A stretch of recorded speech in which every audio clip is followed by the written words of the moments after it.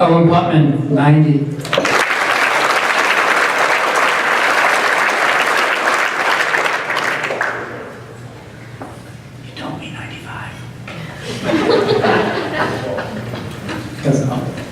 Doesn't make this room. Before we get to individual awards, we're going to do our team awards. Wanted to save team introductions for last. Coach Hagner, you were the first person to give an award.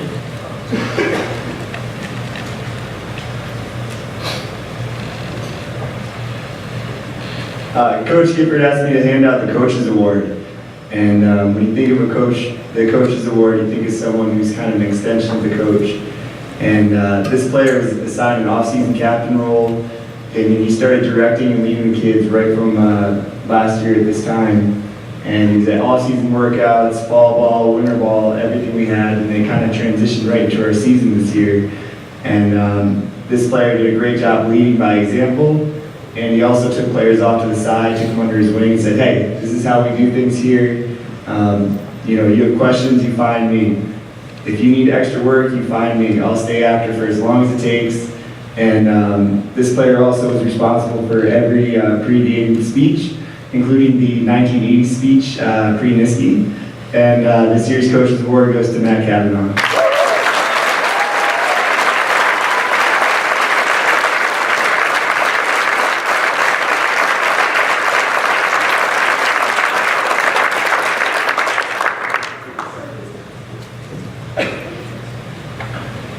That award, I remember standing at the auction and talking to Mr. Kavanaugh, and Matt has been unbelievable. Since last year's seniors left, he excelled. He just flourished in a leadership role. As a senior, those are going to be some of the biggest shoes to fill. We don't do what we do this year without the leadership of Matt Kavanaugh. He's truly one of the great captains that we've ever had here. He goes up all the time with all the ones that have been around. And he would never ask something of a player that he wouldn't do himself. You saw the kid lay out. In this even game, he is completely horizontal to get a trail check, on somebody that's bearing down on Anthony. He's doing that for Anthony, he's doing that for his team, he's doing that so he can come out back to the huddle and demand more of his teammates. And they give it to him because they see what he's doing. So he's leading with his words, he's leading by example. Truly, truly special kid.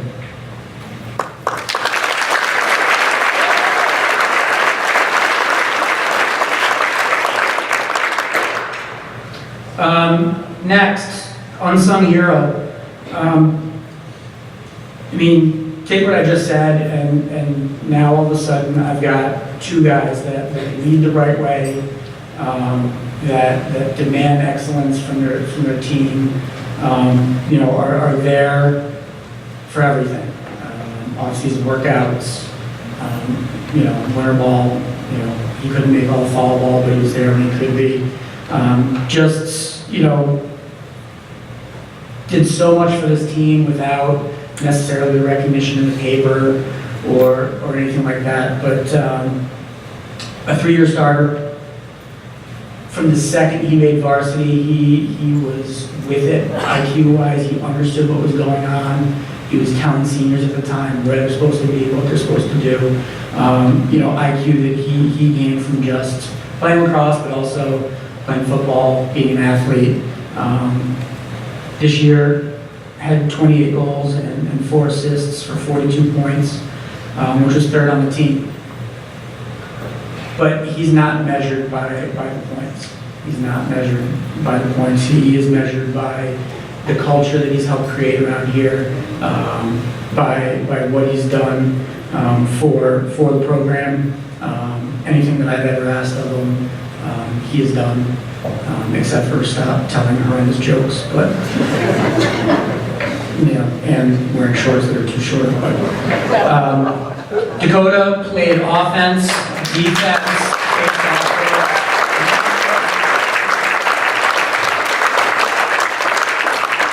you watched us play this year, Dakota was often the lead dodger, which makes everything go. His job was to dodge as hard as he can, draw slides so he's got two guys coming, to him, and then move the ball so that somebody else has an easier time. Not once did he ever complain about that role. He knew and understand that's what we needed him to do, and he did it, and he did it great. He led team workouts. He was a kid that I could say, Dakota, you have team workouts today. He would go in, he'd put the workout on the board, he tracked attendance to hold kids accountable.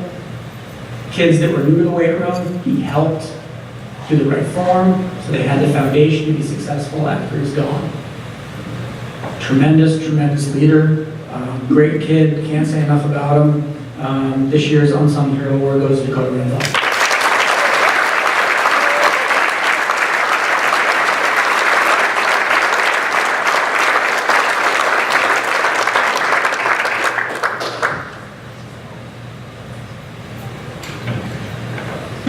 Next up is Most Honored. Most Honored is a very important award here at Shen. It's somebody that means a tremendous amount to the program, who's represented the program the right way, and it's just somebody that, you can tell stories about this person when they're gone, to help motivate younger players to be, all that they can be. This year's Most Honored was the hub of our offense. Again, if you watched us play, okay, he was the hub, he made everything go. He dictated where other teams had to slide from. We put this person in the middle, they slide from him, okay, you put our best shooter in front of the goal, all right, with a wide open look, and it rarely turned out well for the other team. They didn't want to slide from there, we moved him to behind the goal, so that Dakota could draw two, move to him, and he would beat his guy and score there.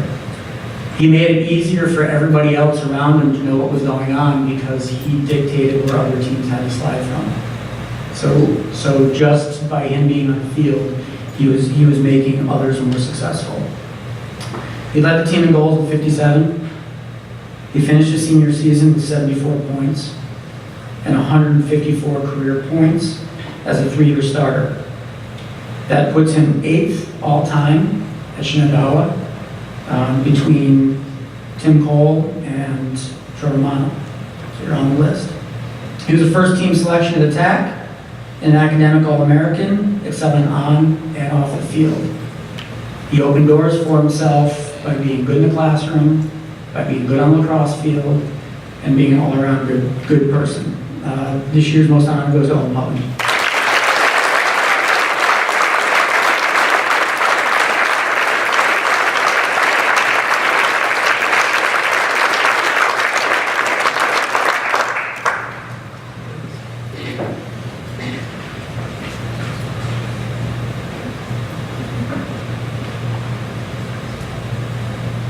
We got to the end of the season and we're like, who's our MVP? And the coaches looked at each other and were like, I don't know. We don't know. Mr. Graves, you have to get us through the playoffs. I'll get you the names, but it needs to wait a couple weeks because it needs to play out, when the stage is the biggest, when it's win or go home.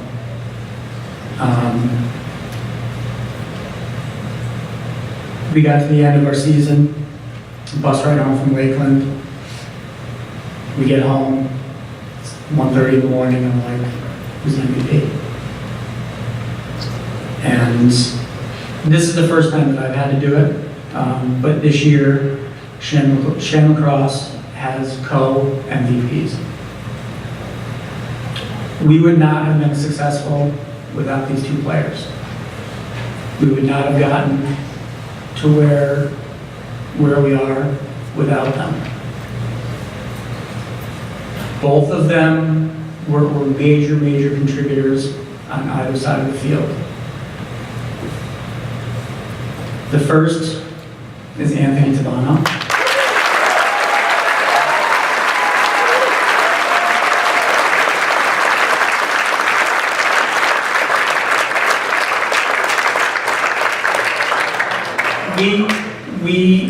we come into the year and we want to play a certain way. And Coach Hagner has a tough time just kind of laying back. He has a tough time not going after the opponent at all times. You know, it's nice to have a coach that I have to reel in now and again. But Anthony allowed us to go out and take chances. Because you go out, you take chances, you push somebody a little farther than they're comfortable going, you get beat, maybe, but Anthony's there to make up for it. While we were figuring out the pieces of the puzzle, okay, Anthony was there. He was solid. We knew what we had in him. We were confident in what we had, and we knew that he would bail us out. And quite frankly, he wanted it. A couple of times I'm like, Anthony, we got to give you a night off one of these nights. You know, maybe a 5-save game, or just kind of lay off. He's like, Coach, keep him coming. I love it. 252 saves on the season. With the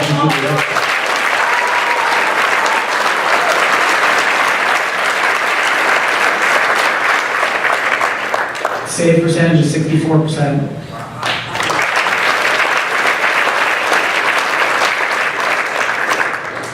"13 games with double-digit saves.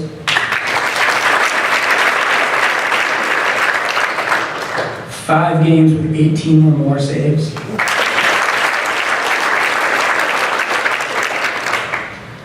And Mr. Cullen has given him the nickname Jim Craig. Ryan Fenton is sitting at the sectional championship game, and he looks to Mr. Cullen and he says, "You're watching like Jim Craig, like he's just having one of those nights, one of those performances, and we need every one of them."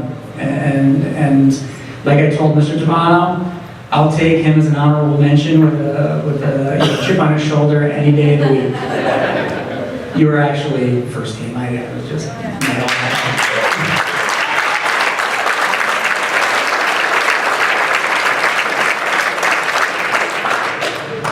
We did say Co.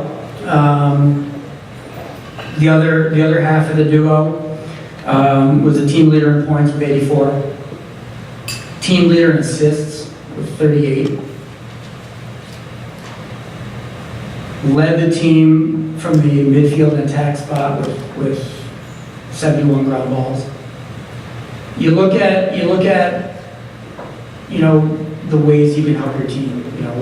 What is going to make us great? Assists, get other people involved. Ground balls, get us the ball so we can be successful. To lead in those two areas is pretty special. Averaged 4.2 points a game. Played offense, played defense. Came off of just about every wing. On most of the face-offs. And he was the team lead with 15 points in the playoffs. That's good, Gene.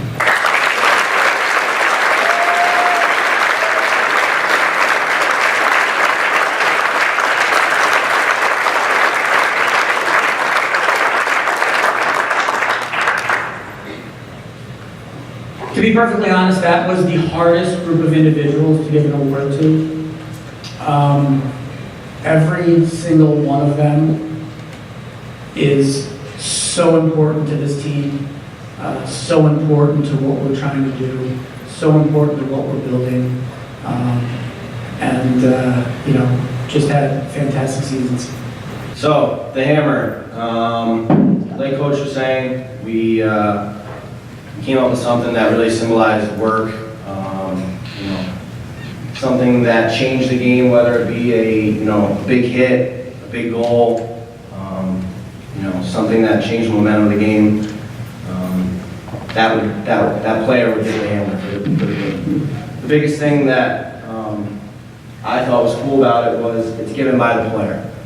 So whoever got it the game before, gives it to the next guy for that game, and then whoever got it the most gets to keep it. So this year, the Hammer goes to Owen Putnam, and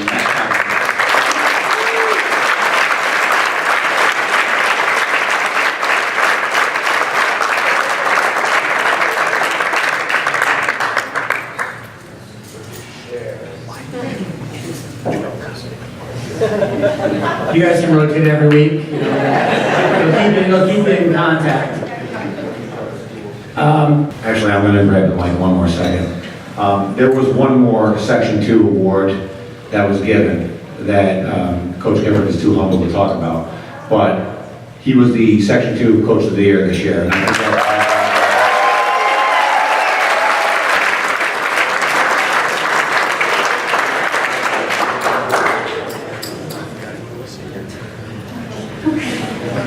First, I'd like to thank the Nelsons for awarding us this last year. And I can proudly say we only forgot it once. And thank you to the McContacts for catching that and giving it to Dakota so we didn't lose it. But I have to say, it was on our sectional 2 win, so we were a little bit distracted that day. Dan's come up with some rules for this for next year, so I'm letting him talk about that. I think it'd be a good idea if you had a backup family, so you don't lose it. I think you should nominate when you get this. Another good rule is there's no give-backs.